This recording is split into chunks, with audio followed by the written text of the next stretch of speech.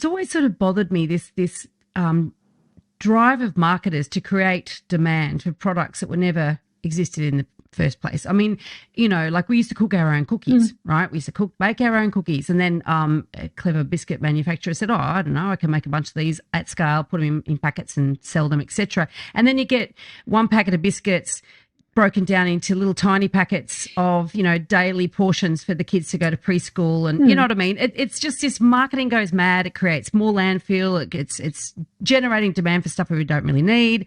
You could have a packet of biscuits and break it into small containers if you wanted to, but no, it's all marketed at the convenience. That's just one example of so many things in our lives that has had I think, a negative impact just in a lot of ways, but obviously it does have a knock-on effect in the climate, right? So there's actually, so we talk about the massive investment to create circular economies and reuse and recycle and put things back into the production rather than into the ground, or into landfill. But then culturally, we've got a problem too. We're too affluent. We're basically being killed by affluence, right? It's an interesting point. We've changed the nature of our economy to be a services-oriented economy. So all those things that are saving us time through neatly portioned biscuits mean we now have more, I guess, time and money to spend on doing other things.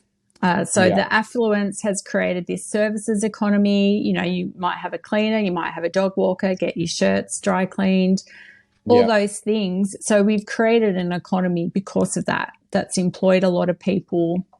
So it is, I guess, I think what you're trying to get at maybe is how much is enough.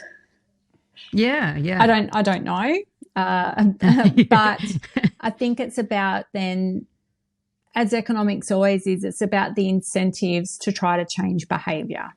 So what do we want to do around climate change? What are the incentives to do that, and how are we going to act? So pricing signals, government mandates, et cetera, are things that if we get, really serious about this, things that might have to occur, like putting a price on carbon, which we have seen, and all those programs. So I think we are getting there slowly. If you just think about everything that's happened over the last few years, and we've continued to see a lot of significant change by private companies in making, inroads into this.